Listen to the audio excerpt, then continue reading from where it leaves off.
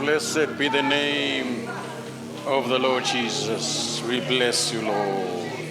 It's an honor that we are able to praise your name, coming together in your name, and you are there in our midst, in our lives. Thank you, Lord. Can we appreciate his presence amongst us?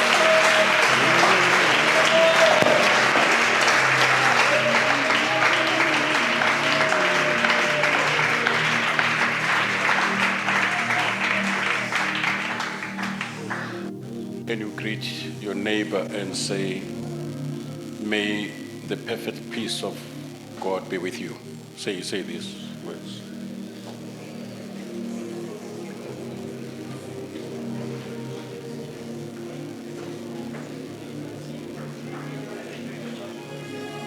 Abanye bayimele nje bathe akazi bachaza ukuthini. Amen.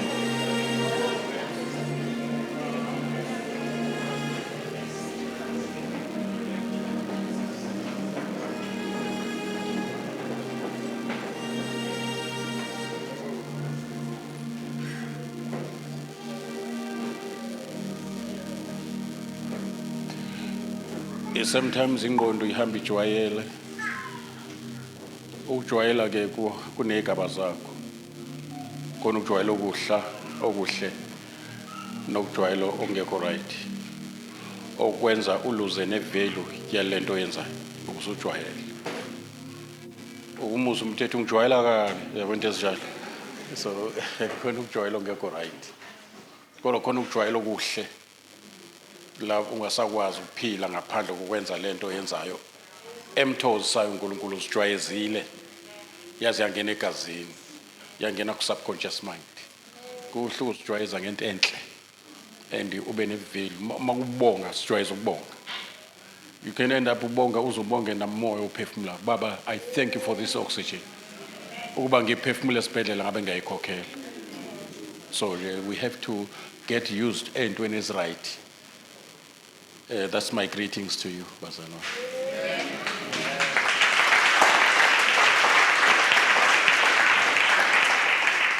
Ngentobeko ngibingelele obaba be leadership bese busy somewhere. Ngibingelele abasihambele, ngibingelele ibandla lonke lika Christu.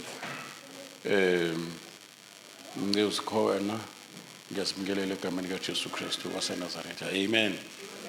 Isithando sami ke sibambekile kunomsebenzi obalekile aphezulu kwawo kubonakala ukuthi ngeke abe khona phakathi kwethu, but we can bless her in her absentia egameni kaJesu Kristu waseNazaretha.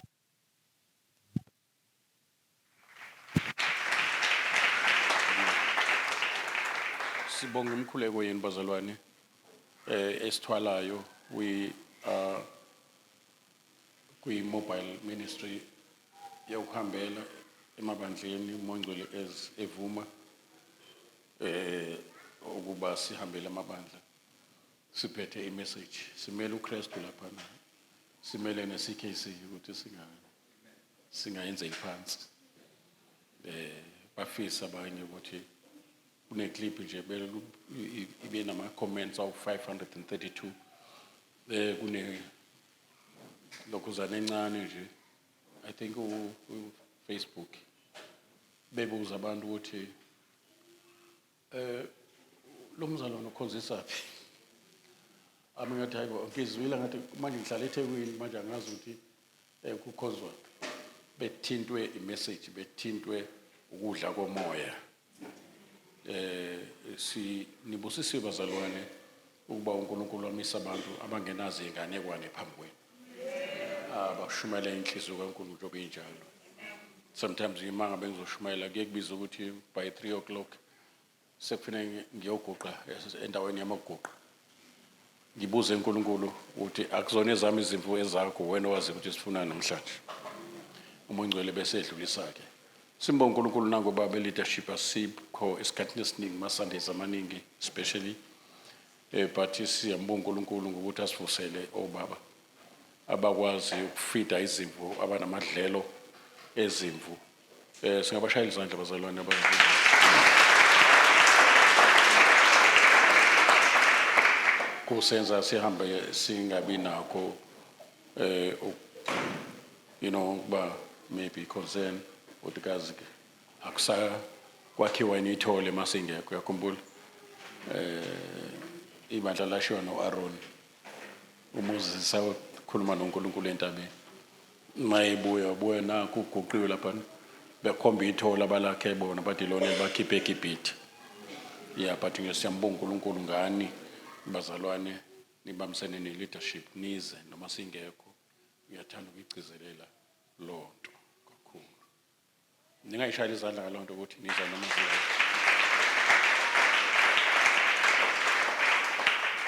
sibonge nokubambisana nje nokusupportana especially makhona emalungwini akhona umzimba elihanjelwe noma lahlelwa isehlo esithile nisupporte ngokuya nangemkhuleko nangokunye elingasupporta ngakho keep it up with this unity eninayo njengomzimba kaKristu ningabuye kuJesu uyabuya masinyane njengoba kade kuculwa nje ukuthi siyazizwa izigi zokubuya kwakhe you'll be very much surprised if I can tell you ukuthi kwenzakalani in our generation right now egcwalisa izinto ezakhulunywa ngabaprofeti zakhulunywa uJesu nabapostoli as signs of the coming of Christ ningilalela yeah manje ziyenzeka phambi kwethu even i-technology njengoba yenza kanjena nje igcwaliseka izibhalo ngayo into eningi nje eziphambi kwethu ongeke uyinake uma ungafundisekanga mhlambe ungazange uthole imfundiso ezokwenza ukwazi uku-observe the current events ezenzakalayo in our generation but they are all pointing to the nearness of the coming of Christ in our generation. He will come. Sengiqinisekile manje uzobuya in our generation. uJesu uzobuya in our generation. Asinikwa ngedate nonyaka nesonto no. Kodwa sinikwe isizini. Kuzoba nezimpawu esibona ngazo ukuthi mase kuvelela izimpawu akakhulunywa ngazo kusho ukuthi uJesu useduze bazalwane. That is why we have to expect ukusebenza kaNkulunkulu imvuselelo ezinamandla ukubuyisela kwezinto ezilahlekile ukunyuka kwebandla lifinyelela kuma dimensions aphezulu where the supernatural become natural izinto supernatural super means above nature supernatural uNkulunkulu avusa abantu azokwenza ngabo izinto ezowenza abantu badumisa uNkulunkulu bathi akaze siboneke nje yeah ezenza uNkulunkulu aphumela eBhayibhelini angene ebantwini imangaliso ebhalelwa zibonakala seyifezeka phambi kwethu sikhona yeah kakhulu singathanaza umlembelele ongathi shu kunema standards with understanding sithandaze as we are guided led and empowered by the Holy Spirit sibe prophetic in our prayers simnxusa uMoyingcwele masothandaza Moyingcwele I can't pray the way God wants me to pray but you have been promised you are a promise to me ukuthi uzongisiza emthandazweni more than ever we need uMoyingcwele that chorus is Ntombazana was prophetic siyakudinga Moyingcwele this generation iyamdinga Moyingcwele because phela esikhathini sokuphithizela kwemimoya emibi imimoya and i-approach yale mademoni is very much holistic. Every aspect of man's life are under attack. The moral, the social, akaze kube khona ukuphithizela emndenini ne-violence emndenini enjengale. Kangoba kuthiwa izitha zomuntu zoba ngabendlu yakhe. Kunzima nabala endlini nje abanye banamanxeba enhlizweni ngenxa yesimo sasemndenini. Amadimoni angene azangena nangeenyawo kubi ubuthakathi is very high manje and buvunyiwe bakhipha ama-advert bangaboshwa uthi uma ufuna ukugudluza umuntu ekuhlupha yiza kumina kulalelo njalo manje awukho umthetho okhava lo nto ukuthi uma uthakathiwe kufuneka uyomangalela umthakathi bayithakathela nje ababoshwa umuntu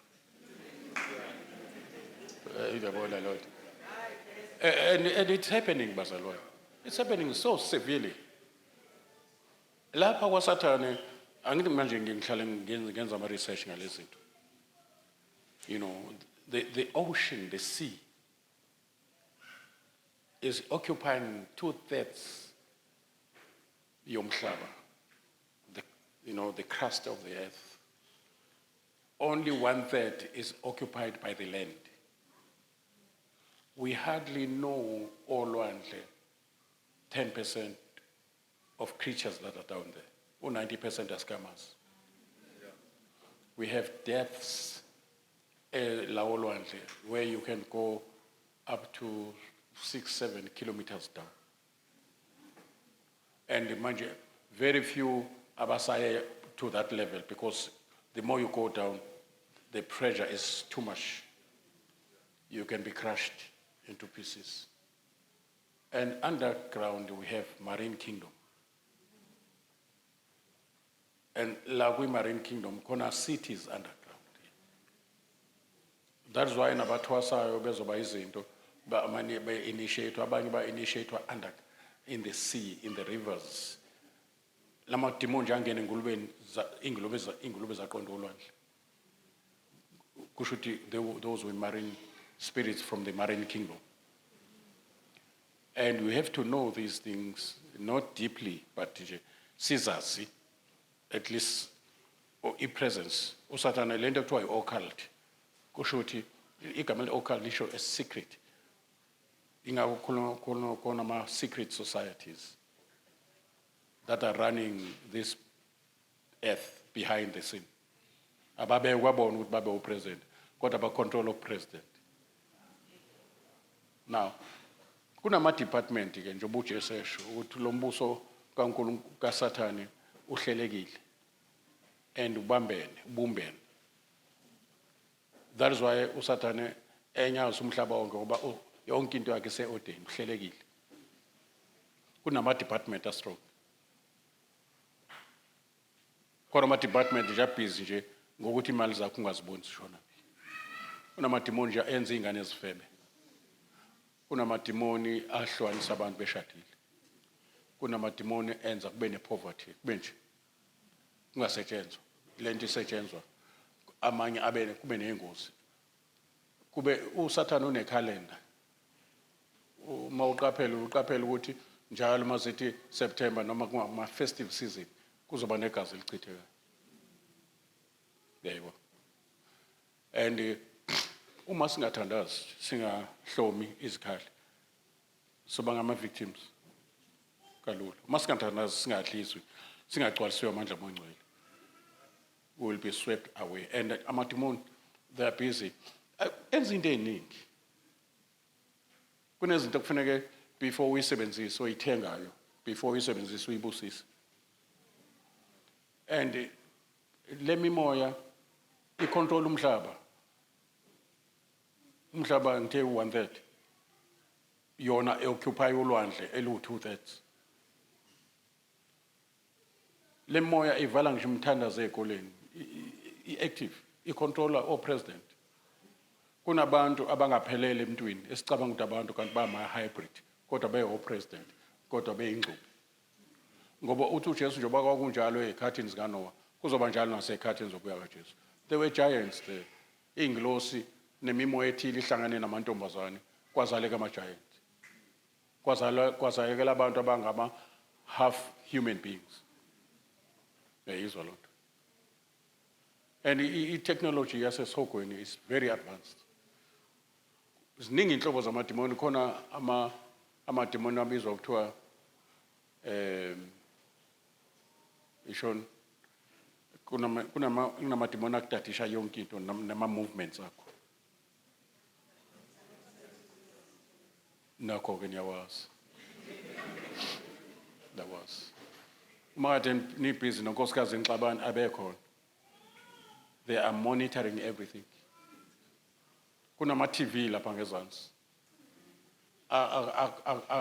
Kudlala ifilimu ngaphansi. Yonke into kunamakhamera angabona. Ukuze amadimoni angakwazi ukubona kufanele uhlale emthandazweni ube nefilimu bozile. Ngiyakutshela. Yeah. Wena ucabanga ukuthi niyaxabana kanti niya-operate.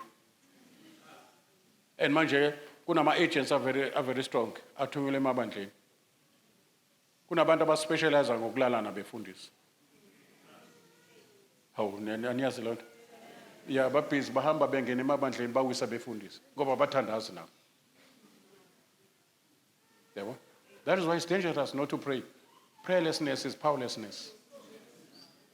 Ufuna ukuba easy victim for the devil. Noma usindiziwe kusho lokho ukuthi uSathane ngeke. Ingakho kuthiwa siqaphele isitha uSathane. Siyabhodla njengengonyama. Sifune singamgwinyi. uSathane akuhlafuni mayisekutholile uyagwinya njengenhlwathi. So you can't be careless.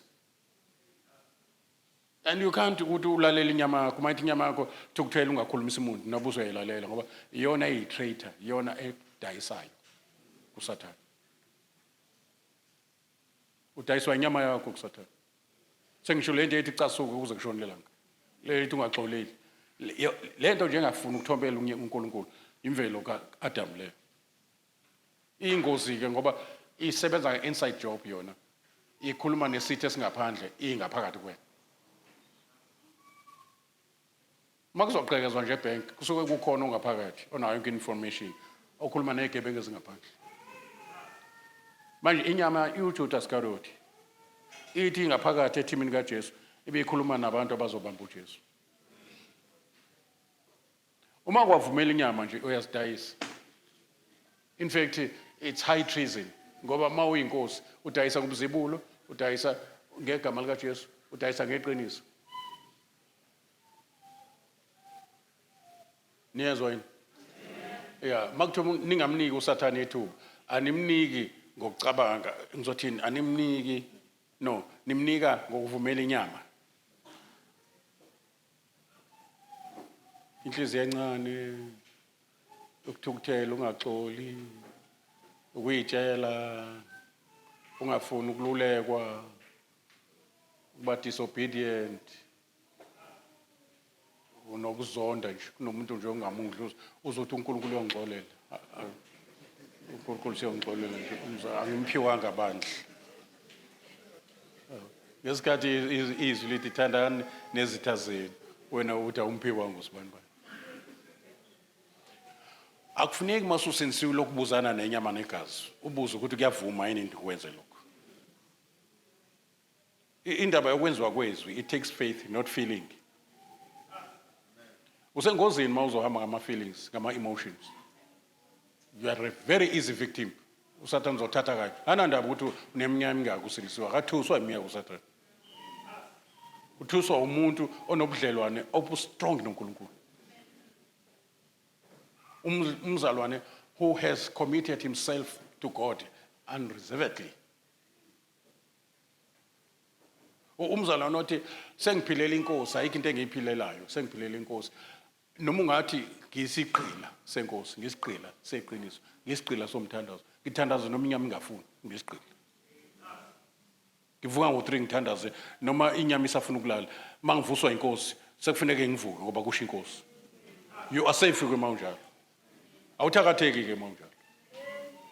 Lama madimoni angafika nini, afike phakathi nobusuku, afike ukhaviwe, ingilosi imeduza kwakho iphethe inkemba umlilo. Yayibona?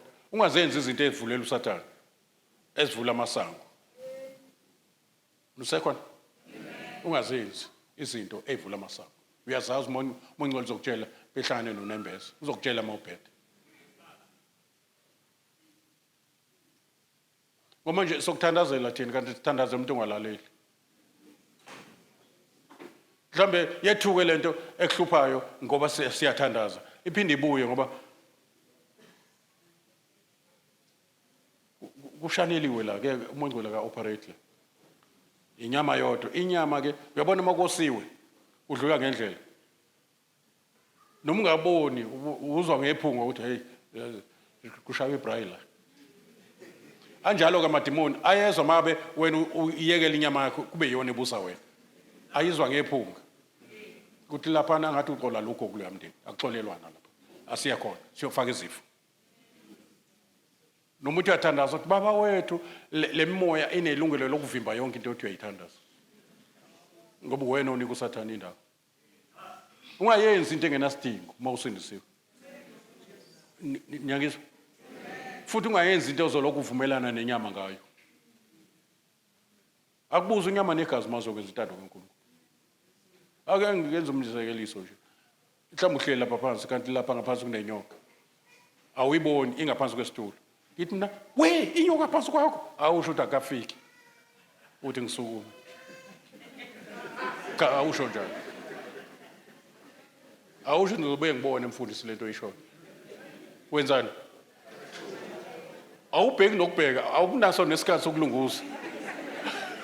Uyolunguza sewumlapha uthi. Kodwa unosukile ngespeed. Ufuna uNkulunkulu simlalele kanjalo. Singabuzi inyama negazi. Mike wathi nje wapress button, shu siyashuma. Uzoba inkinga esihogweni, uzoba inkathazo.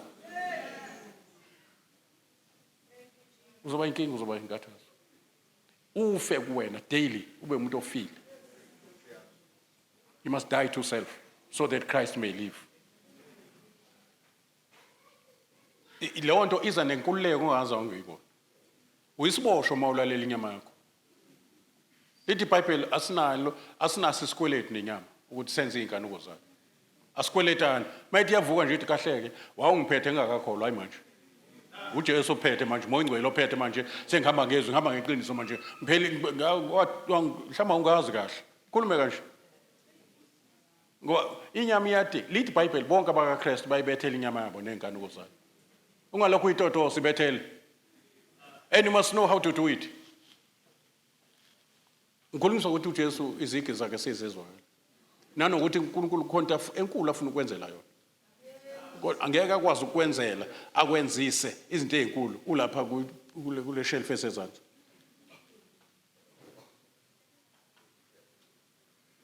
uyezwa ngeke kwabona amandla kaNkulunkulu esebenza ngawe esebenza kuwe umemeze kanye uthi baba sengikhona kunyakaza izulu ngoba kunyakaza izulu linyakazwa umuntu ohlala engumenzi wentando ophila ngokukholwa hayi ngama feelings hayi ngesimo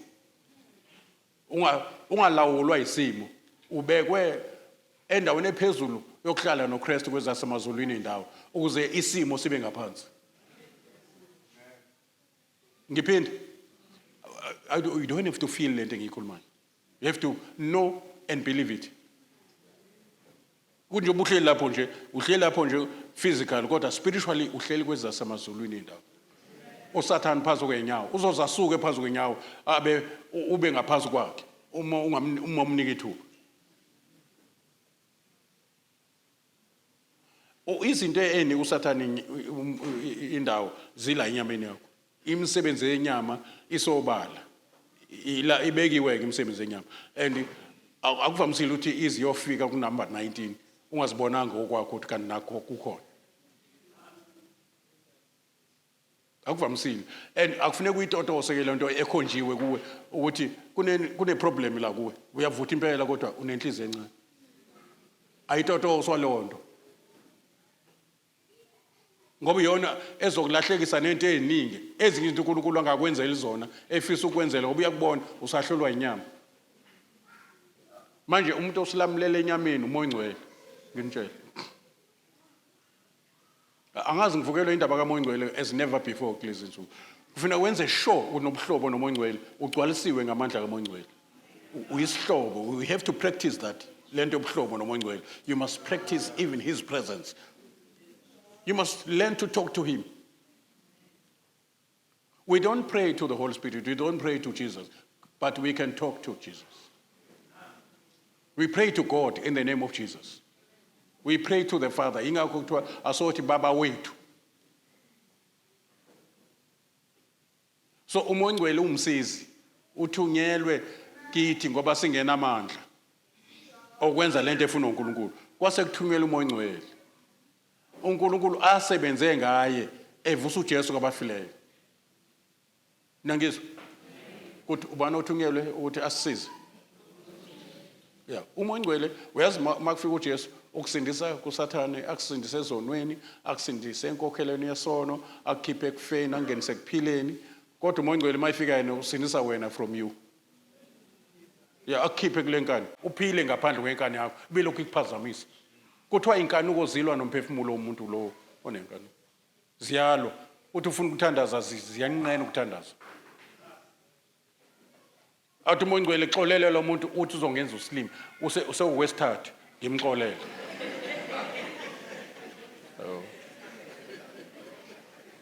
isayini enkulu leyo ukuthi usayiphilela akakamnika umoya ongcwele indawo ave kunzima ukukholwa umoya ongcwele engakayigcwalisa impilo yakho angiphindi ave kunzima ukuphila impilo yokukholwa umoya ongcwele engakayigcwalisa impilo yakho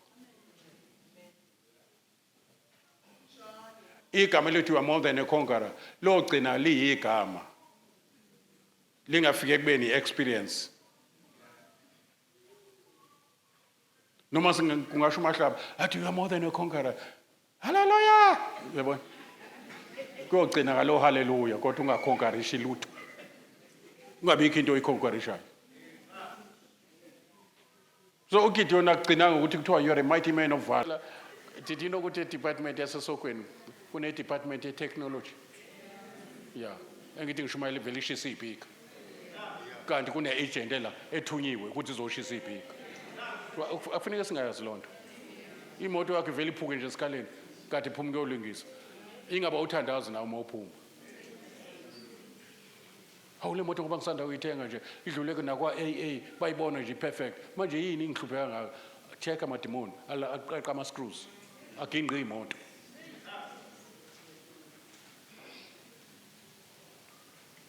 ngoba nje ukuthi kufanele ngiphume kwi-message nawe uphume kwi-concentration asibona abangawazi amaqhinga akhe and the devil knows he knows very well how to use you to destroy you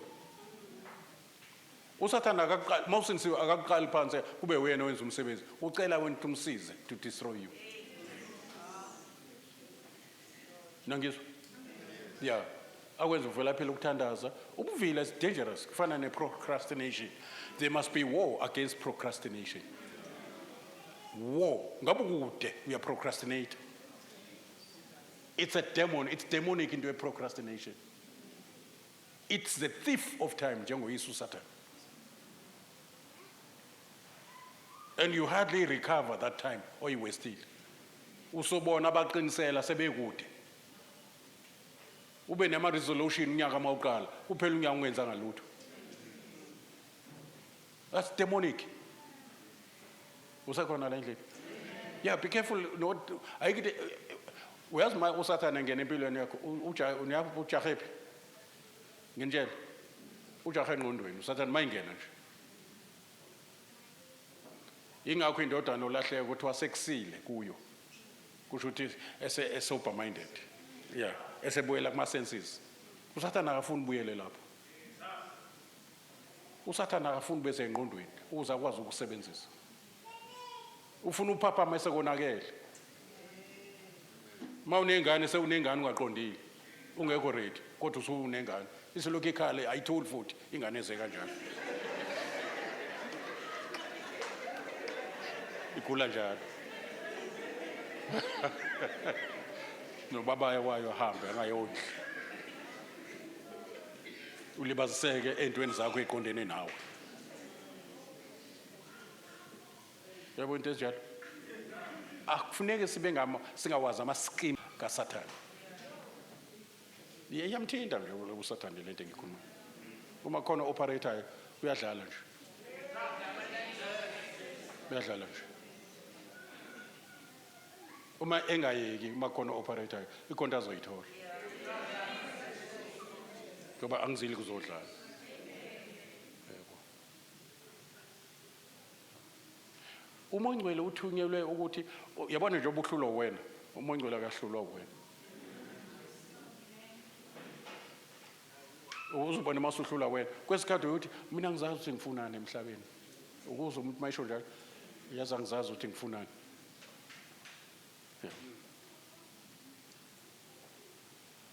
angisayifuni lento eyenzayo kodwa manje iyenzeka hayi Nkosi yami yazi angisayifuni lento engenzayo mhlambe niyahlambulula mntaka baba nami nje ungikhulekise ngabe lento kwangafanele sesifikisane la ukuthi nami lento ngiyayiceba manje angiyithandi lento engenzayo angiyithandi lento ukukhubeka njalo angiyithandi lento kuba hyper sensitive Ama-small matters are becoming big. Oh, sekuyindaba enkulu into ebizodlula kalula. Oh, sekuyindaba, sekuyi-issue. That's not freedom. Taste and see that the Lord is God. Kodwa ukwazi ukutaste uxuba izinto, uxuba uNkulunkulu ngala, uphinde uxube nenyama yakho la, uphinde wenze ukuthanda kaNkulunkulu, wenze nokwakho, uthi mina umthetho wami angenziwa kanje. Yabo, ayikho into ezokulungela mawuhamba umthetho wakho. Kuyolunga mawuhamba ngokwaJehova umthetho. Ayilawula impilo yakho, ayibusi. Ukhuzeke mawungcwele mayikhuza. Nangizwa? Ngithi wenze njani? Ube submissive to the Holy Spirit. Uzithobe phansi kwasandla sakhe esinamandla konke uzokwazi ukumelana noSathane noma usenyameni abaleke kuwe. You must submit yourself under his mighty arm. Nikona bazona? And resist the devil, then he will flee from you. And umoya ngcwele uzosiza ekulaleleni, umoya ngcwele uzosiza ukwenzeni, umoya ngcwele ukusiza ukwenzeni into esihlulayo. Niyizwa lento?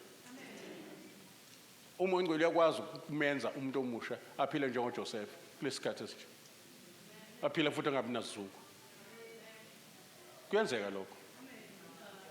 Ungavuma uSathane akukhohlisa athi wayithatha usemusha lento usazowa nje. Angathi kade kweshela uboy usenonyanga yesibili ekweshela. Vuma nawe ngomshado ayikho. Mbona ukuthi ama imoto enjani? Hayi phela mina ngisinisiwe, angani nabasinisiwe bajolo nje. Akuroll. Kufanele nje yazi mazi uye ekhaya kuphela. Angithi uthe uzolobola, manje kanti ufunani? Hayi manje ufuna siyohlala eflatini ngoba useqale ukulobola. Manje iwrong usumfazi phela. Angithi uyalotshola. Nokulalela umama Hlaba noba amahlaba ekhuluma into yokuthi uyohlala uma usushadile. Ayikho lonto. Oh Sathane hayi ngiyakuzwa noma ungasho ukuthi Sathane. Yayibona. Athi mangcwele kunezibusiso ngokuyithola until uzohlangana nalomuntu. Ha, uyena nje ongise esikoleni. Njengoba ngihlala kulela flat ngikhokhela uyena. Utshela uNkulunkulu ukuthi mina ngeke ungikhokhele mangizo. Yabo. Yabo. Uyena ongendlela nezingane. Ngophela ngingamniki umzimba wami osuke angayondla ingane. Ha. Uyazi yaship le salvation yakho. Angithi uJesu uthi ungilandela makazidele. Athabathe isiphambano. Ucabanga ukuthi uNkulunkulu akaboni yini ukuthi akakwazi ukuthi ahlambezane nesidingo sakho. Akunike nebusiness idea. Usafunda. Ama-opportunities manje ba i-technology nje. Noma ungagooglisha uthi give me ama-business idea. Ukhethe enqwabeni uthi ungaba ngamiddleman mawuthanda ungaba whatever. Into eningi manje uzufunda uhlele ekhaya ungayanga esikoleni zize kuwe knowledge yanamhlanje. You can be anything without paying a cent. Download izinto ezokusiza. Nangizwa uhlupheka ngokuthanda. Njoba ngena ama-robot nje kuphuma abantu emsebenzini ngena ama-robot ngapha kuvuleka amanye ama-opportunities. Kufuneka umfake umoya ngcwele lapho uthi guide me Lord ngiyeke konke obungisiza mhlawumbe ubuphila ngemgunyathi noma ubuphila ngendlela lithi iBhayibheli owebayo angabeseba kodwa akasebenze. Nawo ngeke kathi uNkulunkulu uyeke ukweba sebenza angakunika umsebenzi. Hayi na usengishilo kodwa uhlupheka ngoba unqena ukucabanga, uhlupheka ngoba awumthembi uNkulunkulu, awumazisi ezidleleni zakho zonke. uNkulunkulu is very much interested in your nitty-gritties of your life. uNkulunkulu akakhathali noma ungathandaza kushona ilanga, akakhathali usukhuluma too much. Washo njalo omunye umkakhe evuka emthandazweni ka6. Wathi uyaphi mkami? Siyemthandazweni. Ha, ngiyamhlupha nalo uNkulunkulu. Mhlambe la ikhonsalele nje Nkosi yami. Yini laba seni baba sese nimbangela umsinde salele. Uye uthe thandazani ningaphezi. Uyena uthetha. from experience personal njengoba ngikhuluma manje. Yabo. From 1966 to 2026, that is 60 years ngisindisiwe. Manje ngeke ngifake ehlathini. Akashiyani uNkulunkulu. Noma ungahamba ehlane uzokunika imana, uzokwenza sure ukuthi awulali ungayitholanga imana. Ngeke.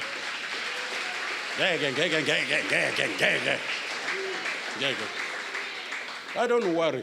Uyabona uma uhamba noNkulunkulu, you don't worry about anything. America kuthiwa you don't worry about nothing. Angazi uyenza kanjani lonto. America basho njalo. Once ube umntwana kaNkulunkulu, igunya lelo. Usuyi responsibility yakhe. Usungumntwana. Ayona nengane kaNkulunkulu, umntwana. Ngicela ubone izandla zabantwana bakaNkulunkulu. Hawu manje naphakamisana nokho manje abanye bazothola bazophakamisana. All right. Niphakamisela ukuthini? You have to understand, have a deeper understanding, spiritual understanding, good interpretation about ukuba umntwana kaNkulunkulu. You will be surprised. Ekubeni umntwana kaNkulunkulu we partake of his divine nature. Ekubeni umntwana kaNkulunkulu we have a relationship which is very close. We have intimate fellowship with him. Ekubeni umntwana kaNkulunkulu it's an authority that needs to be exercised ukuthi umntwana kaNkulunkulu. Ekubeni umntwana kaNkulunkulu there is victory. You overcome the world before you start. Ma umntwana kaNkulunkulu you are an overcome, you are never a victim. You are an overcome nje obuhleli lapho phansi. Amadimoni ayokwenqena ngoba une-label, unesibongo esisha sakwaGod. Wena. Kodwa uzokuthatha ama-chance uNkulunkulu mangazazi ukuthi uSathane mangazazi ukuthi uyini. Uzoyilwa le identity yakho. Yokuthi umntwana kaNkulunkulu. Uzokhuluma into ezingakhulungi emndenini wasezulwini. Hayi mina nje ngikhala manje ngengcubo okwamakhulu. Akukhulunywa kanje ezulwini la uzelwe khona. Lakho language ekhulunywa iambassador leyo. Uye njoba ulana nje uyiambassador umele izulu emhlabeni. Mabefuna ukubona izulu ukuthi linjani, mababuke wena. Awu Nkosi yami sengikhuluma into ebhedayo kangaka. Ungayilungisa. Hawu sengikhuluma usho ngoba engazi umfundisi ukuthi usizo lapha ekhaya. Alisebenzi. Wena olinika amandla ukuthi likusebenze. Yabo? You can be saved from poverty. Mawuzo hamba ngama principles akhona. You apply faith against the poverty. Because if faith it depends on the promises of God, not on circumstances. Money or no money. If you have faith for money, you have money before you have money. Once you have faith for money, money is there before it manifests. Kade ngishumayela kwendawo nje wathi khona ikuphi konje la kade ngishumayela ePhongolo. Yabo. Ngithi mina faith is a womb. Nikon? If faith iyona eyamukela umntwana before izandla zemphathe. Ngesizalo ngewomb uba nomntwana ungakamphathi ungakamboni. Bese kuthiwa uya expect ihope ke leyo.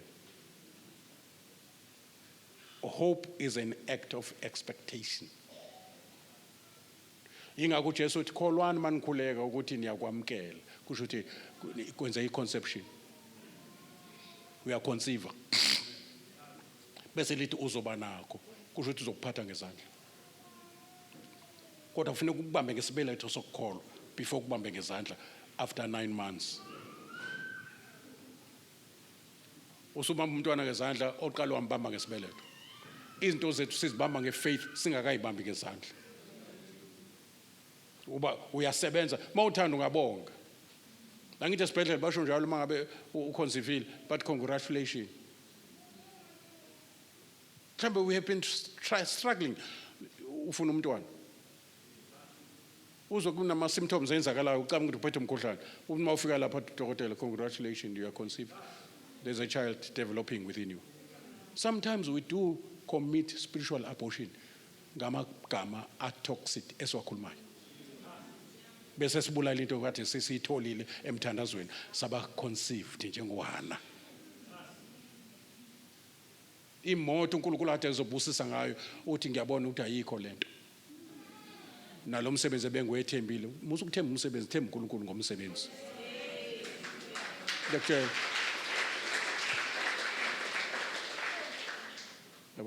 you are a spiritual being I say you are a spiritual something spiritual is something that the eyes cannot see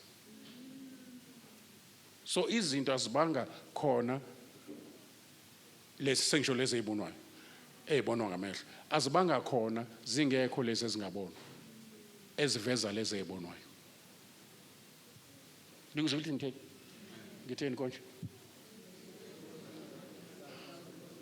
Mawubona umuntu esehlela endlini yakhe enjoya ukhona amafeni yonke into uqale wanayo engqondweni wayibona wazwayidwebe ephepheni wayeseya kwi draftsman or architect emtshela ukuthi ngifuna indlu ezoba nama bedroom kanje nekhishi lapha nalo ebese kwenza professionally yena Niyalazi legama lithi uJehova engayakhi indlu niyalazi abayakha bakhela kusho ukuthi mangabe wakha indlu engena plan from God ngoba uNkulunkulu wakha ngeplan yeah lento ozoyakha kufanele uyakhe phezulu kwento yakhiwe so babili abantu abakha indlu ozohlala kuyo kusasa iarchitect nebuilder ibuilder ithatha indlu esiphasile esiqediwe ukuze aqale esayithini phezulu kwendlu esiqediwe injalo nefaith la siqala khona lapho uNkulunkulu eqede khona uma nje uJehova engayakhi indlu ngamanye amazwi imingekho iplan kaNkulunkulu kule ndlu yakhe uyakhelisa uma impilo oyiphilayo ingahambi ngokweplan kaNkulunkulu you are struggling for nothing you will never succeed to anything mawufuna indlela zakho kuNkulunkulu uzokukhombisa uJeremiah wayibona lonto wathi sengiyazi inkosi ukuthi indlela yomuntu ayikho kuye uAbrahama wahamba engayazi la yakhona umnikazi wendlela kodwa akazi lithi iBhayibheli wahamba engazi la yakhona kodwa eholo umuntu owaziyo la kiwa khona lento ifana nokuthi you don't worry kangako you don't worry actually about your future iworry yakho nje sihluphe ukuthi uyazana yini nowazana nefuture because your future is not in your hands is in God's hands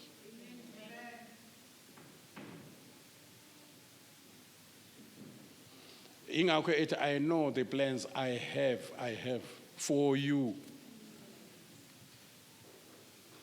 so if you go according to God's plan lithi iBhayibheli labo abazi ngaphambili wababisi kufuneka wazi ukuthi waziwa ngaphezulu kokuzazi wena ngakakubumbi ngakwazi ungakaphuma ezalweni ngakuordaina useseswini to be the prophet you will miss out if you don't go to God and humble yourself and tell God to tell you about you and ask God to reveal you to you ngesikhathi sengizophuma ezalweni ungenze ngaba ubani uzokutshela I ordained you a businessman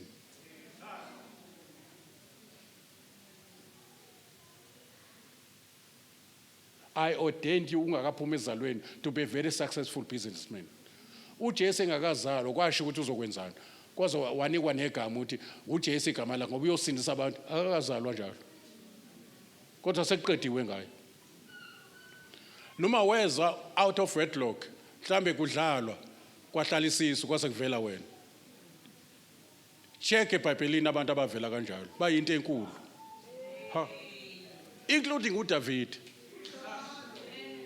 uDavid waye a black sheep uyayazi indaba ye-rejection nakubafowabo not only kubazali ubaba nomama bangilahle uJehova ngixoshe Yes. Ngesikhathi efika uSamuel ezogcoba uDavid kwabhekwa kwakukhona abafowabo akushongo bona ukuthi kahle ke umprofeti kunomfana ongekho kwaze kwabuza umprofeti ngoba uyi black sheep la ekhaya yabo uRuth uphuma kwi generation ye incest ubaba edakiwe elele nezingane zakhe eziphuma okhaleni lakhe zinenkinga manje mase ivela ukuthi zizothini kulothi zizothi mkhulu ngoba bazalwa amadodakazi noma zizothi baba ngoba baphuma kuyena so anandaba uNkulunkulu nebackground yakho uzokhipha ube uRuth nje mayithanda futhi la kuRuth bese phuma bese phuma anandaba nebackground yakho anandaba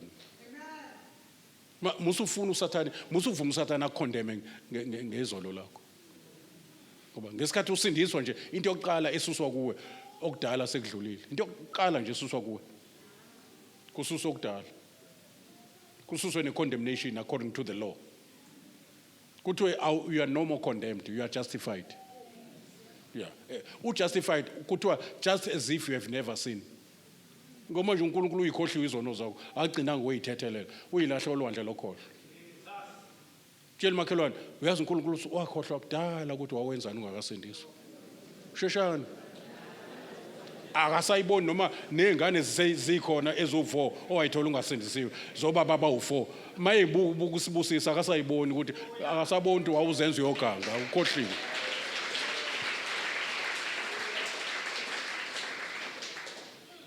ni shayela ukuthini izandla nenze njani uyazi ningithusile don't allow the devil to condemn you when God has justified you ukuthanda umubi udayisa ngomzimba wakuthanda uNkulunkulu akekho emndenini okuthanda kanjalo ukuthande ufeba ngicela ukulikhuluma la ipulpit logama ngoba likhona eBhayibhelini uthandwe ukuthande unguno name brand unguzero ungazi nobaba wakho noma wakho ukhuliswa ugogo wakhulisele emjondolo ngepension nilalele noma lele wethumuzile ujahe emsebenzini nje uphuma noma ujahe usheshe ubuye yabona ngoba uthi uNkulunkulu I know the plans I have for you plans to prosper you akekho uSathane okwazi ukushintsha iplan kaNkulunkulu ngawe ngaphandle kwakho angiphinde lento ngithi wecele akekho uSathane emhlabeni nomphuma phansi kolwandle ongashintsha iplan kaNkulunkulu ngawe ngoba le plan uNkulunkulu anayo ngawe isuke emaphakadeni engakadali uNkulunkulu akaplani ngawe kanti usazodala uplana engakadali ingakho into zethu ziphuma from the foundations not from the creation of the world from the foundation kusabeka ifoundation umhlaba uzomaphi kulesi space awuhambi noma kanjani umhlaba uhamba phezulu kwefoundation so indaba yakho yaqedwa right from the foundations of the world nalo Sathane okudidisayo wayengakadalwa before ngesikhathi uNkulunkulu eqeda ngawo because you were there before ungene kihlo uyihla khiphele kuma wakho nikona uphuma kuJehova la uphuma khona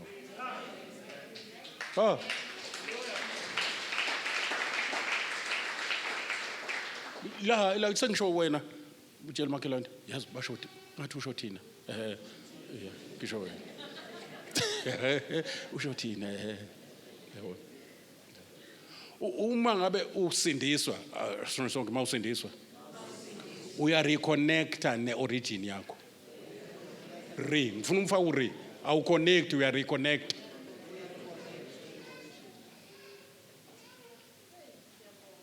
angiphinde nikhona noma bangakudela njengoba uDavid esho uthi baba nomama benze njani uJehova wenze njani ngicela ukubuza kuba nomkhulu baba noma wakho noJehova la ya ngoba uyena owenza izulu nomhlaba Yeke-ke le nto lokuba ube bhithi lokukhaliswa into ongayazi ukukhalelana.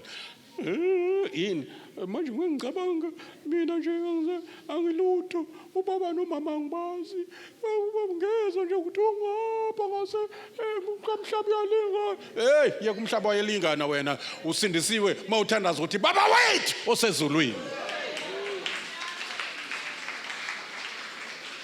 Yeke obaba basomhlaba uyalingana la bazokusanganisa.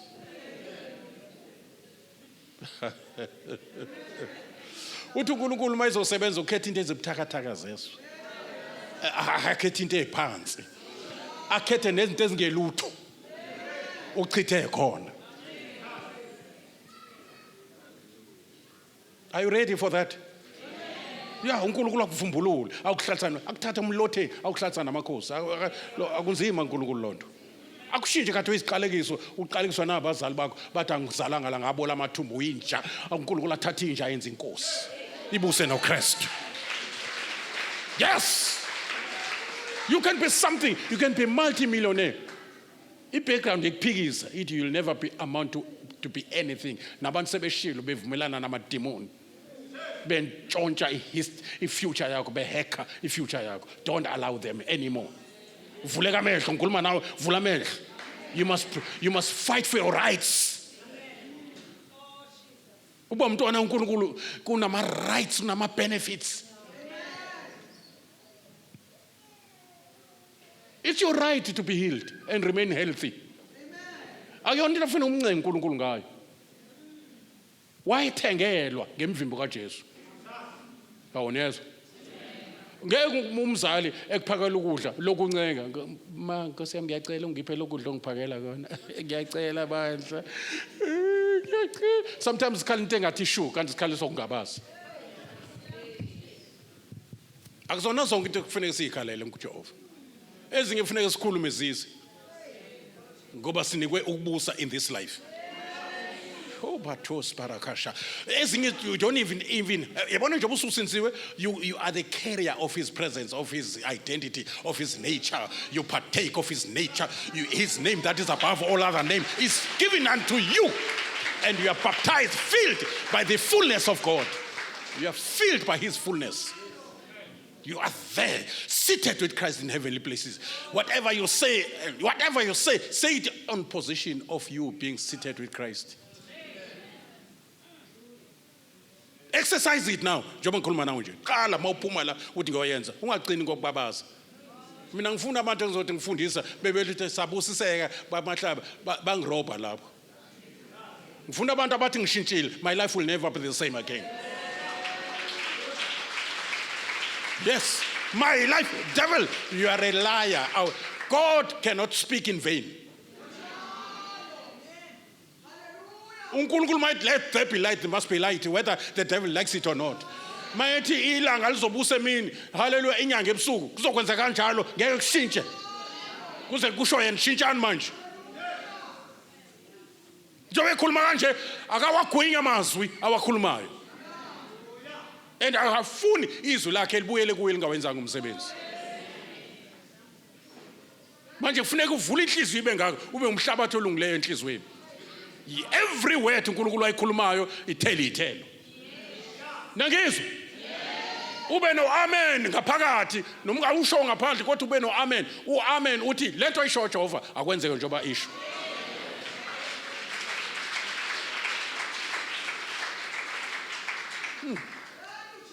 Nkosi yami, uyazi njengoba ngikhuluma kanje ngiyakhulumani. Neso ngikhuluma izinto eziyifa lakho nabantwana bakho.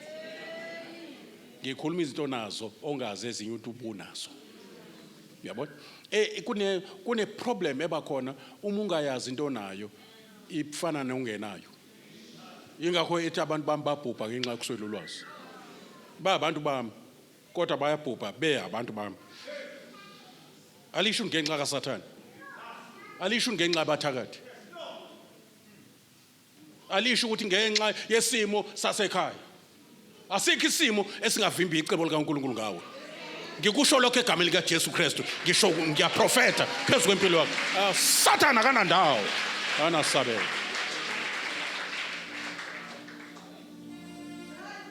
Uzoba isibusise emndenini. Kuzoqala ngawe ukuthi ube yilento uNkulunkulu akwenza ube yiyo. Uzosambula ngawe, uzosambula, uzoba imodel, uzosambulwa ngawe.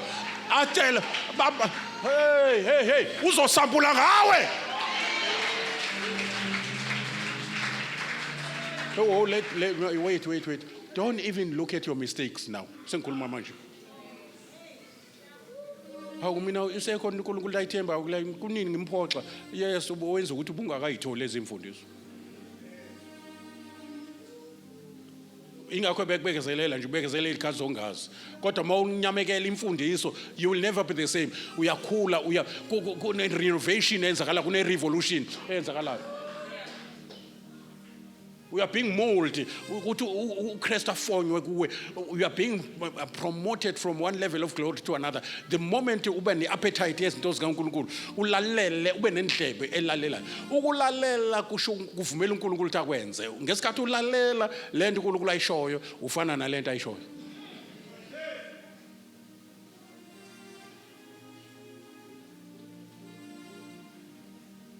Obana bathi ngiyayizwa lento ekhulunywayo. Obana bayisho. Obana bathi mongcwele ngigcine lento ekhulunywa ingaphunyuki zingayicoshi inyoni zezulu. Obana bathi I don't want to waste into ezinje ziyifa lokugcino ngigcinele mongcwele uzungikhumbuza mase ngikhohliwe. Yeah umongcwele uyakhumbuzana. Ngesikhathi usuqala usukhuluma into negative athi mongcwele kahleke. Kahle uyakhuluma ngoba mahlaba. Manje wenzani manje? Mtetele umvumele umongcwele angakuncengi angakuyeki ukubhayisa. Lalelani ngoba siyathanda ukubhayisa mbeke ekwiposition umongcwele ukuthi angakuyeki ukubhayisa. Nombhayisiswa ama emotion uthukuthela ukuchasulwe ingane. Usathane unamaqhinga uzokwenza icasule kanti uze enkonzweni. Uyafika la enkonzweni kuhlephukile. Usathane ugangile ukwelahla nesicathulo somntwana nje khona nizoba late. Uthi mawubuya nasi sihleli phambi kwakho. Hayi Nkosi yami. Obana bayizwa lezi ngishoyo. Kufuneke umongcwele ukwenza ube sharp entweni zikamoya. Nilalela. Umongcwele ukwenza ube sharp into uma ku discernment, ukudiscerna ukuthi no. Noma kuyengathi kuyisimo esenzakalayo. No, this is demonic. Yabo. Uqaphela ukuthi njalo mawuhola noma ukhona umuntu okupha imali kuzokuvela into ezokwenzeka kade ungayibudgetelanga. Sekufanele kube nento ube ne-interpretation. No, this is demonic. Yeah, this is demonic. Kunama demons kade kusho umzalwane sesinisiwe ubeke kwi-department yokubamba imali zabazalwane. Abanazo ziphume ngendlela engaqondakala. Lezi ekufanele zize kube ziblockeke. Mhlawumbe kade wenza ithenda manje sekufanele bakunike imali ayizi sekuphele 6 months. There's a spirit there ukuthiwa yiblocker eblock imali zabazalwane. Isayina lokhu Daniel wathandaza on the first day wathola impendulo from heaven. On the first day kodwa yablock emkhathini for 21 days. Now, Tina, in the New Testament, we are given keys to unblock what the devil is trying to block.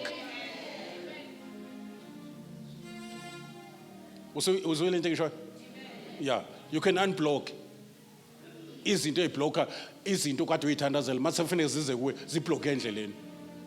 As you pray or ukhuluma amagama to unblock, uNkulunkulu uzorelease ingilosi iyokwenza lento kade uyisho. Yeah, you unblock lento ubona imali sengena. Ngoba unikwe authority phezu kofezela nenyoko. Those are devils. And over all the power of an enemy, noma iphansi kolwandle, noma iphuma ku-queen of the coast, noma iphuma apha la iphuma khona, greater is he that is in you than any devil that is in the world. I say, greater is your Jesus that is in you than the devil that is in the world. Don't compare Jesus with anything. He's incomparable.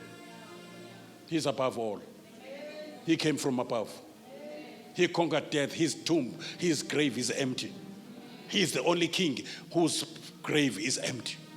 Oh, Alexander the Great. Oh, Julius Caesar. Oh, Banban. Bamathambo. but my Lord Jesus Christ. And it's written in history, ayigcine eBhayibhelini, iyaziwa emhlabeni, kodwa it's forbidden history. Kuhlalekiwa njalo nje ePalestine kuyongenwa ethuneni likaJesu eliempty kuyobukwa ukuthi ngempela uhambile.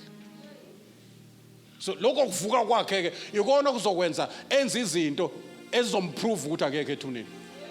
Manje mnika ithuba nawe as prove ukuthi ngingophilayo kuze kube phakathi. Izikhiye zeHades nikona nezokufa zisesandleni sami. Ngeke kufa noma yinini. Noma ungahanjelwa le cisho ngasho igama ngizoliyeka. Bephethe isithombe sakho. Basiqobhoza okhambeni olushunqayo. Bakunqumela insuku ukuthi izisho nenyanga ukuthi ngeke liphele isonto esaphila. Usho kumuntu oronke. But eza namhlanje yabona inyanga yangempela eza namhlanje ziyakwazi ukubona.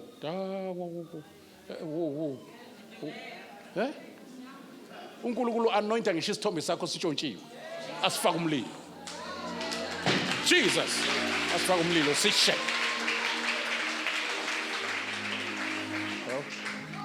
Sishe. Mayekwathi uthatha ama-underwears kuzosho yonke lonto. And inyanga yangempela ngisho noma kuthiwa unamadimoni noma uyisangoma noma yini yabo uzoyibona isayeza iyavutha lento iphethe. Kufanele kwazi ukuthi uvutha ngisho enweleni uvutha yonke into. Uyavutha wena all over. Ngithi uyavutha. Mhlamba ubona umlilo uyasha uyavutha. Uyavutha wena. Angiphathi khona makwathi egameni kaJesu baba ngesikhathi ungakasho ukuthi baba usathi egameni kuphuma umlilo. Nami lezi zinto ngiyithatha ngoba ngilalela abantu akade bekhonza uSathane. Bayasho ukuthi into esidisturbayo ilo Jesu. Manje ngibambelela kuye kakhulu ngempela ngoba sekusho abavela khona. Yabo ngoba sometimes ucabanga ukuthi iBhayibheli liyayisholo ukuthi igama elingaphezulu kwamagama onke. Igama elingaphezulu kwegama elithi poverty. Igama elingaphezulu kwegama elithi death. Awuzokufa isikhathi singakafiki.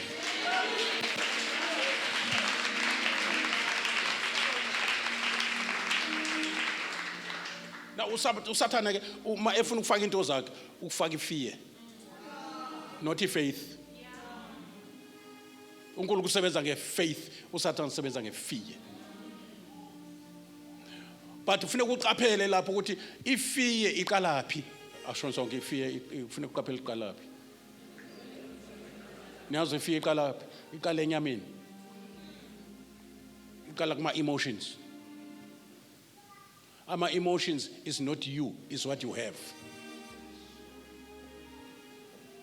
Uma ngabe kusanyakaza ama emotions, ungacabanga ukuthi sekunyakaza wena. Uthi uDavid mhlange esabayo, asho sonke mhlange esabayo. Ngiyothemba wena. Ingakho ethu uJesu inyama ibuthakathaka, umoya uyavuma. So ukwesaba kuqala lapha enyameni. Manje ungakuvuleli ke kuze kuzongena engqondweni nasemoyeni wakho. Iba nayo nje lo feeling yokwesaba kodwa uqhubeke wena uthembe. Angeke ngiphinde futhi. Ngithi awesabi ngoba kunento esabayo, usaba ngokuvumela into esabayo. Lithi iBhayibheli noma senyameni asihambi ngokwenyama. Nangizwa? Yeah, nekhali zethu akuzona ezenyama. So ukuba senyameni kuzoba khona into ezenzakalayo kade usho ungayiziyo ukuthi mawumzalwane ungavumi kuwe ukuthi kodwa inyama ikuvume yona. Ungacama ukuthi kuvunywe uwena.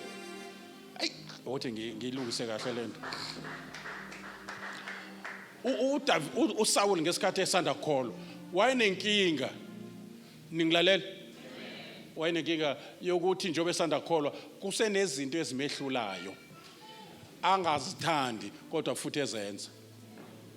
Uma ufunda uChapter 8 uzosizwa ukufika kaMoya Ngcwele. uMoya Ngcwele usiza Yabona uJesu kusinza kufeni akusize kuSathane akukhulele emadimonini kodwa uMongcwele ukusiza kuwe kumuntu omdala umuntu wemvelo umuntu wenyama umuntu osafuna ukuya eGibhithe othi sikhumbula eGibhithe ukusiza lapho kuMongcwele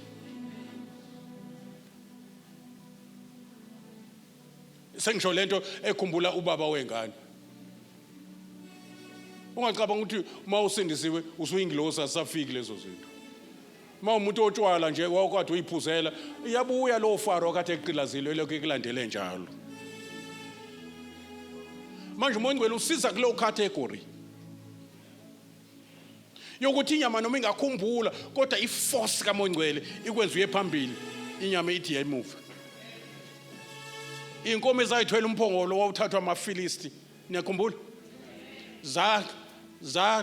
zaboshelwa zadonsa inqola zingena experience futhi zincelisa manje ngeke uhlukanise inkomazi netholelayo babe funa ukuprove something ukuthi lento yalamathumbu asishayayo is it God noma kuyazenzekela awuthi ke sithatha inkomo ezingazange ziboshelwe ngaphambili sithatha inkomo futhi ezincelisayo nothi inkabi sithatha izinto ezothi ziyaphambili bekhonto ufuna ukuya ematholeni futhi ngabikho umfana ozohamba phambili sifuna ukubona sizoyapi bayizwa niyayizwa nje ngisho awusindiswa ngoba ukwazi ukwenza awuphila umngcwele ngoba we expect usindiswe unamathola kade wancelise zona manje akuyonto elula usushayiwe nasekhaya uphuma ngisho ejele uthi uqeda ukushaya ubuphindela khona kwi-girlfriend uzungene nange uphume nangefastela ebesethi uNkulunkulu you are right for me abezwanga namanje vele ngizosindisa abantu abanjengawe izehluleki izinto eziphuza noma singasafuni ungacama ukuthi wena lo ngasafuni ukuphuza ilento oyamukele ngesikhathi usindiswa yiyo le hayi wena uyayithandela kodwa ugwinye into engathandi omunye ubaba wayethanda ufisha umkakhe ufishe engawuthandi wanelo wakhulelwa lo mama wezwakala esethi uma ubaba epheka ufisha wathi awungiphe ibandla ucisa wathi hayibo musukudlala ngamoyeni ngikwazi nje uvumela phandle makupheka ufisha uthi yabuya ingqondo oba ngumdala uthi unembewu yomuntu okade ethanda ufish lengane ekhulayo la eswini iphuma imbewu yakhona iphuma kumuntu okade edla ufish manje ithanda ufish emntwini ozonda ufish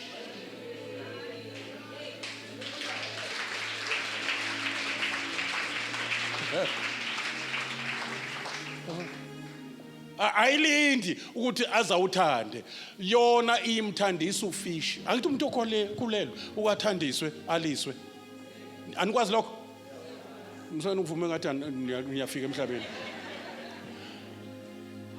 ezomuke nje ethanda inhlabathi iyanginukela especially makunemvula bese kunuka inhlabathi awungikhelele ufica umuntu enqamuzweni omunye udliqo udla iayisi aqhumuze ayidla uyathandiswa ubengalithandi kodwa kwangena into efuna lona nathi sizelwe ngembewu engagugi imbewu ezonda isona ephuma kumuntu ozonda isona manje nathi sesithola sesithola noma sihluleke enyameni ngokwenyama sahluleke ngoba seyingane siyakhula kodwa kube content lento angiyifuni lento engenzayo ungithandazise emfundini mfundisi angisayifuni lento ngibeke izandla wehlala amandla amoNgcwele qala iprocess yokuyeka uhlwane athi amathole ekhala nawe ubuhamba ukhala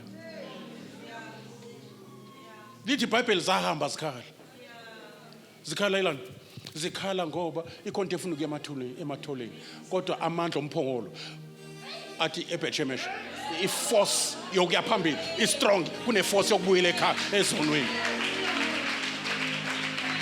that is salvation esishumayelayo la angisizwanga ngingilosi ngisizwe umphongolo ngisizwe iark of the covenant yaba ne-force against my flesh.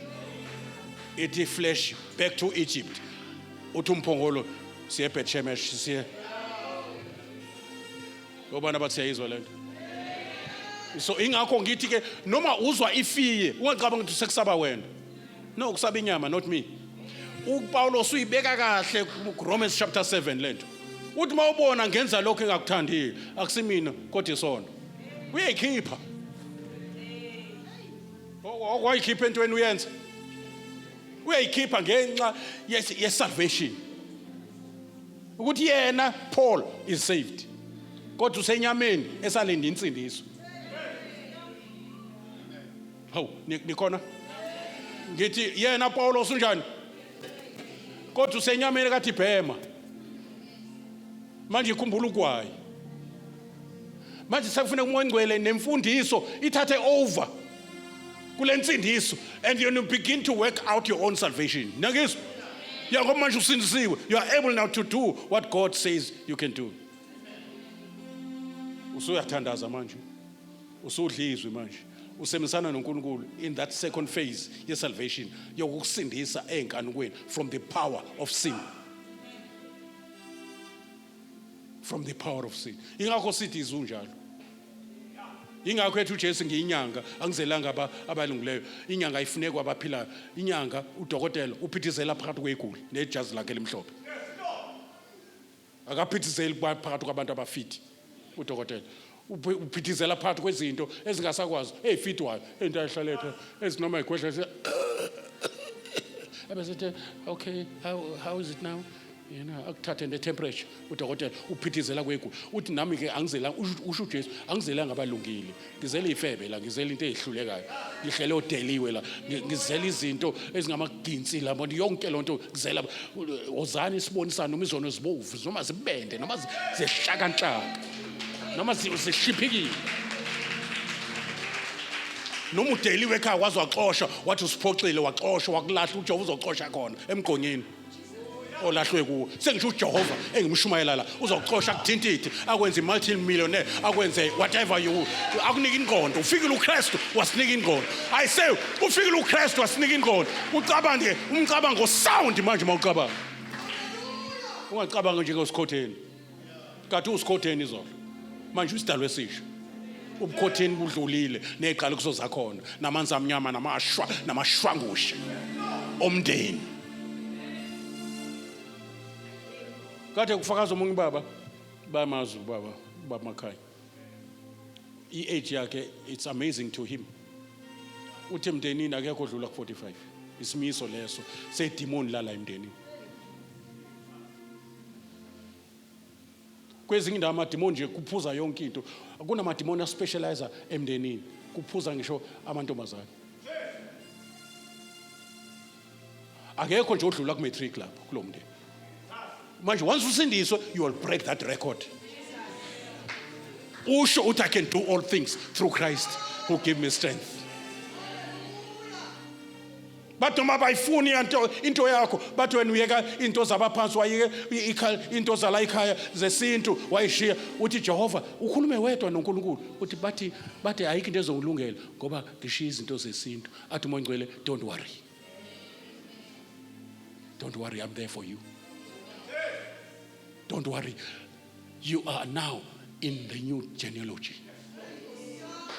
You have the Father, now you have your brother. Jesus is your brother. You have a new family, and that is going to be your family forever. I'm going to turn that generational curse into a blessing. You will be blessed to Pumungen. You will be blessed. Yonkite Bizika Malako will be blessed. I'm blessing you right now.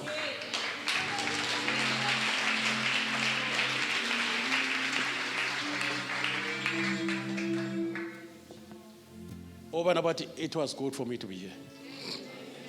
I'm telling you. Angikhulumi nje kuphela, umoya ngcwele ngisebenzisa, ngiyadala into ebingekho.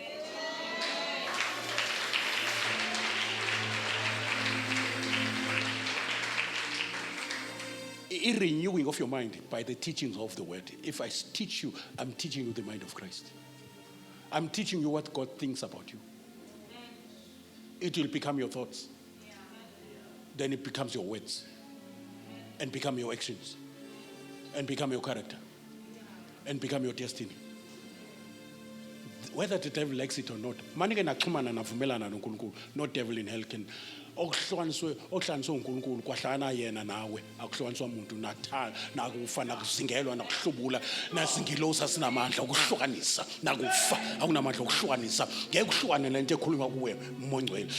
We covenant relationship noNkulunkulu, uyisivumelwano noNkulunkulu, uzifungile ngawe, uyifungele lento akuthembisa yona. I say uyifungele ngisho lento in the name of Jesus. Lento kuMongcwele ayikhuluma athi I can change a curse into a blessing wena. Glory to Jesus. Noma kwenzeka iphutha kwenzeka lithi iBhayibheli umzalwane mayihlelwa isehlo ukwele sonweni isehlo. Noma ngabe wenza into unembeza akhale uyisehlo into ebhlungu ekwehlele. Awusazi entertain ngayo. Isiyenzeka noma ungasafuni yenzeka. Mayethi umzalwane, hey mfundisi, ngicela ungithandazise, angisayifuni lento, manje angazi noma ngisasinziwe, manje angisaboni kahle, ngibona nje ngilongiphindela kulento, lekade ngithe ngeke ngisayenza, phinde imakancane ke mzalwane. The fact ukuthi uyakhala, it's a sign to me ukuthi usinisiwe ngempela. Ungayenzi lento ungakasindisi. Uyenanda. Let's start from there. Ukuthi ukukhala kwakho kusho ukuthi uyisign. Yazi uSathane into yenza ukuthi kuthiwe awusozathethelelwa ingoba kuye akusekho ukuphenduka. uNkulunkulu uyahluleka ukuthi mawuza kuye uphenduke uzithoba angakuthetheleli.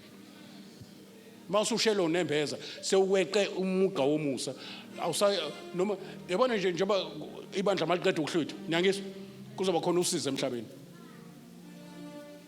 Enye izinjongo zikaNkulunkulu kuba abantu babone ukuthi ukushiya kwabo uNkulunkulu kunjani, abanye baphenduka njengabantwana baIsrael bazodedelwa nenhlupheko ukuze baqale bamrecognize uJesu ukuthi uMesiah.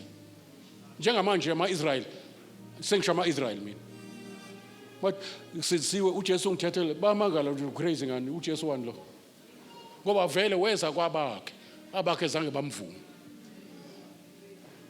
Yabo so kuthiwa during i-tribulation inhlupheko ezoba khona phezulu kwalomhlaba yabo mhlawumbe kuzosala 1/3 emhlabeni, i-2/3 izofa yonke. Bazobe benenhliziyo esikhuleni baphenduke, lithi iBhayibheli bazogedla amazinyo bangafuni more ukuphenduka. Kunezinto ezithi mayishiswa njengekhandlela, malishiswa umlilo lenze njani? Ubumba malishiswa umlilo lenze njani? Liqina mo umuntu bushaya lo menqi umlilo uyayizincibilikisa ezinye izinto kodwa umlilo uzenza zibe bukhuni. Zizobe zinjalo inhliziyo zabantu ngetribulation. The more uNkulunkulu ededela uswazi is the more bemthuka. So mawusena inhliziyo yokuthi mangabe uye wakhubeka endleleni uhambe uyokhala kuJehova, isayini ukuthi umntwana. Isayini ukuthi konke angena kuwe. Isayini ingakho uPaulo sethi mawubona ngenza lokho ngoba wayisanda kusindiswa phela. Mawubona ngenza lokho engakuthandi akusemina uyabona ukuthi uyayikhipha engikwenzayo kodwa isono esihlala kimi. Oh mina umuntu osizi ubana ukungikhulula kulomzimba wesono. Ebesethi ngiyambonga uNkulunkulu ngoMongcwele ngoba umthetho womoya umthetho obushawa yisono. Umthetho womoya ukuphila ungikhululile emthethweni wesono nokufa. Izinto ezifika noMongcwele ashaya umthetho phezulu kwalento kade kushayela umthetho. Chapter 6 uthi singabe sisabusa isono phezulu singabe sanishayela umthetho ngoba nizikho phansi komthetho lo kaMoses kodwa niphansi komusa lokwenza izinto ezikuhlulayo.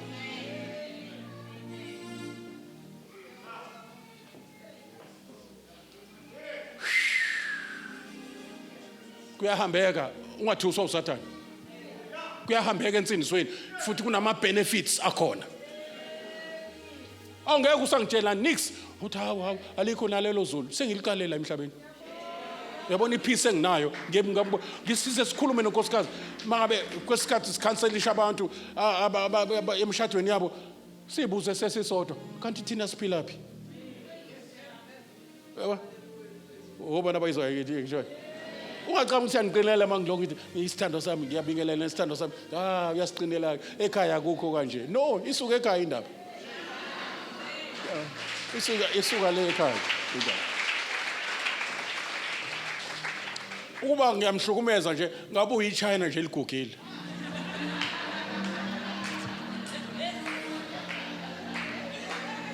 Neqhomo ubona ukuthi ezokuhlupheka nokuhlukumezeka. Ngiyabona. Ngabe usehamba kanje.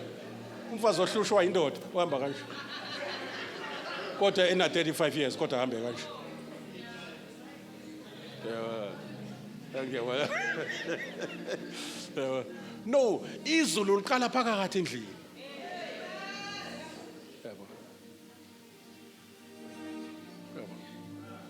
ngoJesu ola endlini ogcwele la endlini kodwa before agcwale indlu ufuna agcwale thina. Ingakho umoya ongcwele ngimthanda kangaka ngoba umoya ongcwele uwenza uJesu ngamnambitha. Umoya ongcwele uletha izulu uspayisa impilo yomuntu ibe nama spices. Ngize ngithi taste and see that the Lord is good.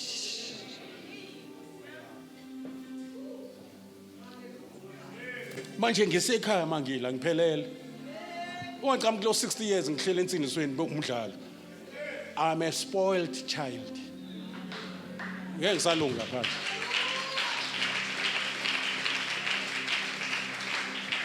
Akhona ama challenges, zikhona ilingo zikhona, khona nama tribulations, kodwa lolu sizi olululana olngolomzuzwana luyasisebenzela inkazimulo engunaphakade. Number 2, uma sihlushwa silingwa kanye naye sizobusa futhi kanye naye. So I'm never alone. Even enhluphekweni noma ngihambe esigodini sethuzi lokufa, he is there for me. And when this pambathiso, when this fungo, what I will never leave you. And I thank him for that never of his. What are you saying? I say I will never leave you. Say it again. No, I say I will never leave you. Forget. As long as you allow me to be there for you, I will never leave you. And I will never forsake you. And I will never fail you. I'm there for you. So, kimina angazi kuyangiayina, kuyangicomforta, kungenza ngibe nejoy unspeakable, full of glory. Uthi uNkulunkulu umnikazi wezulu nomhlaba athi I'm there for you. Athi I will never leave you. And uyayibonakalisa.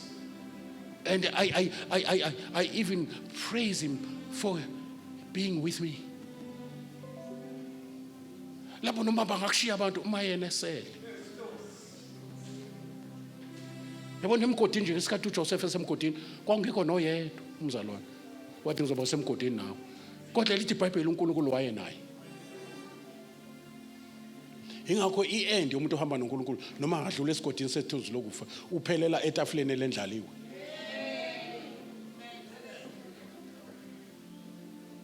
Ngikhuluma insumane lapha phezulu ngesikhathi ngishumayela. Ngithi mawusindisiwe all things works together for good. Ugcwaliswa amandla omangcwele utolika izinto ngendlela eright. Igama lithi konke kusebenzelana nokuhle kuze kwabamthandayo nababizwe ngecebo lakhe. Noma ngahlejwa uma ngihlejwa ngikuKristu lezo nhlebo zisebenzelana okuhle. So akufuneke ngikhale lithi iBhayibheli jabulani intokozo.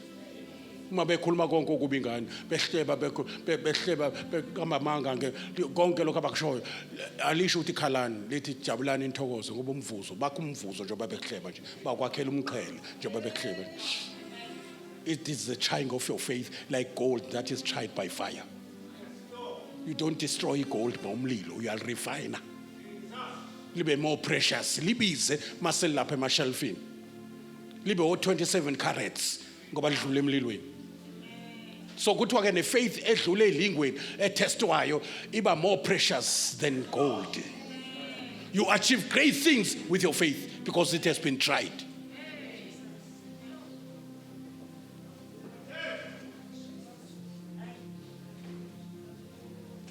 Allow me to tell you that you'll never be the same again. Ungakasho wena.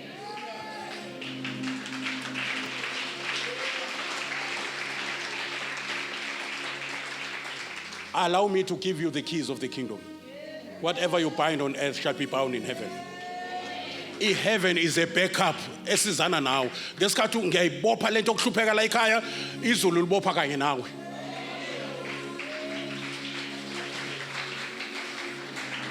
You will never be alone. The Lord is with you there, wherever you are. And the battle is not yours. Abalwa nawe izitha zakho Jehova akuzona ezakho. Impiniselo ngakho ungafuneki kube yakho. Eka Jehova impiniselo yakho ezitheni zakho. Ngithe ka Jehova mawufuna ukuyiphinisela wena uzosala enkundleni. Don't even look entweni ezikuncinzayo. Bheka phezulu inyoka yethusi. Noma singakuluma ezinye inyoka upoison awusasebenzi udliwa inyoko oyibhekile ubheka kusho to trust.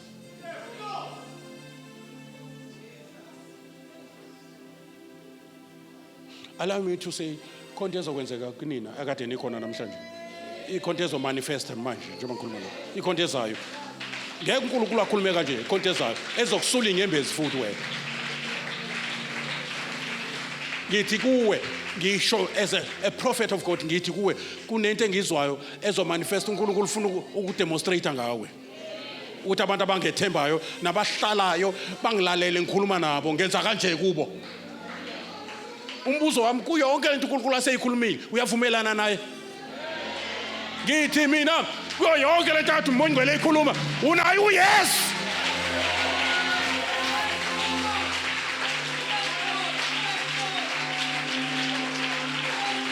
Angiphinde kokugcina ngithi mina kuyo yonke lento umuntu ngoba bengakhuluma imfeketho la uMongcwele okhulumayo and it's highly prophetic. Ngithi mina kuyo yonke lento uNkulunkulu ayikhuluma phezulu kwempilo na unayo yes.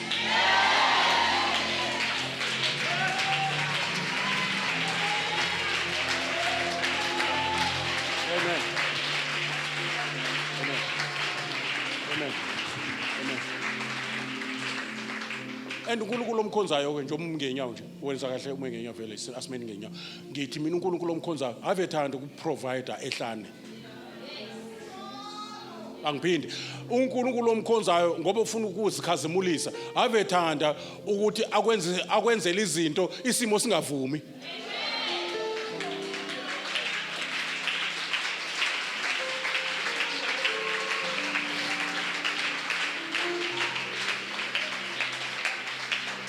The fact ukuthi uJesu avuke aphume futhi kuvaliwe ngetshe ayongena la kucashe khona abafundi bakhe kuvaliwe avela athi memfu umnyango uvaliwe ukuthula makubekeni usho ukuthi ngamanye amazwi once wamkela uKristu abengaphakathi enhlizweni yakho amadimoni mayebeka itshe lokuvala ukuthi ungaphumi azokuthola usungaphandle. Lonto awuyenzi ngamandla akho uyenza ngalo owaphuma kuvaliwe uyenza ngalo ongumavula kuvaliwe. I'm not entertaining you anginenzi ngifile good ngalentshumayelo isikhathi anginaso isikhathi sokwenza ufile good. I'm not a comedian futhi I'm a prophet. Ngiyazazi ukuthi my office is an apostle kodwa sometimes you prophesy mawukhuluma and you have to be very careful when God speaks, when God says something. Hallelujah. When the Lord is saying something, he will confirm his word. Amen. He will confirm his word. He will confirm his word. He will confirm his word. I say he will confirm his word.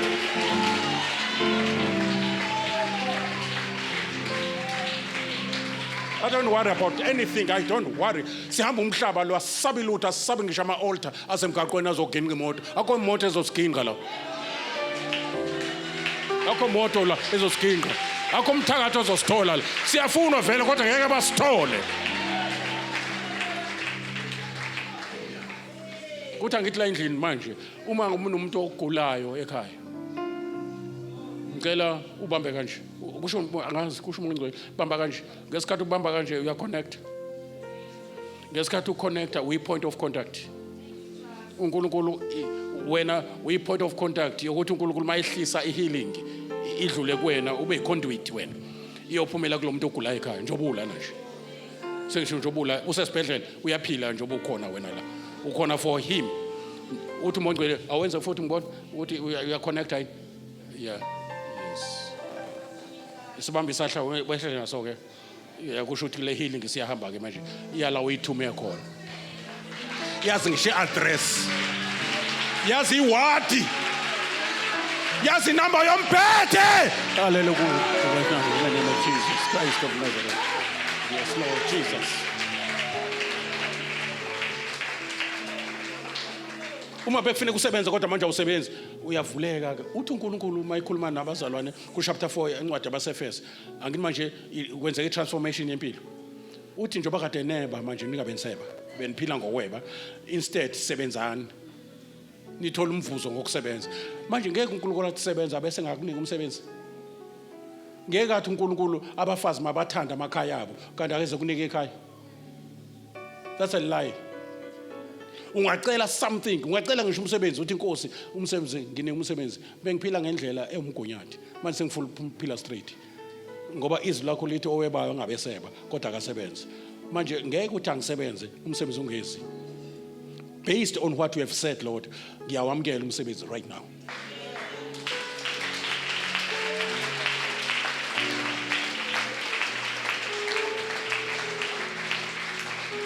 Whatever challenge, whatever problem, whatever perplexity, whatever extremity, whatever, problem that is challenging you. Whatever is facing your life, whatever mountain that is facing you. It's a God's appointed time. Ukuthi uNkulunkulu now adile nalento kade kuhlukumeza in the spirit and his angels are being sent njengoba ngikhuluma nawe nje to make sure ukuthi ziyalunga izinto ngoba sekusho uNkulunkulu ngoba wena usho whatever you are facing, whatever it can be legal or whatever, financial, you name it, God wants to glorify himself ngalezi inkinga zakho. Ngicela uyidedele nangengqondo ungabusayicabanga. Noma uyazibona ukuthi ngathi sisekhona sekuyi last kick of a dying horse. I say it's a last kick of a dying horse.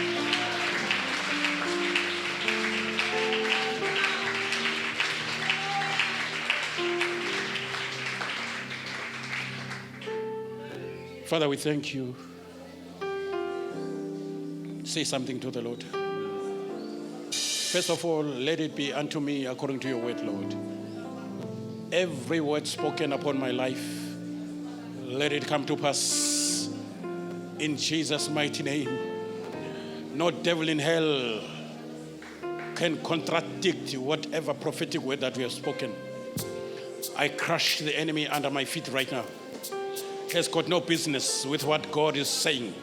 He has got no business with what I agree as God speaks. My amen to the Lord, my so be it to the Lord cannot be reversed by any devil. No gates of hell can prevail. No weapon formed against me, and the tongue that rises against me will be condemned. I condemn every demonic in the name of Jesus. Any demonic utterance against my life is null and void, is diffused. I walk tall right now.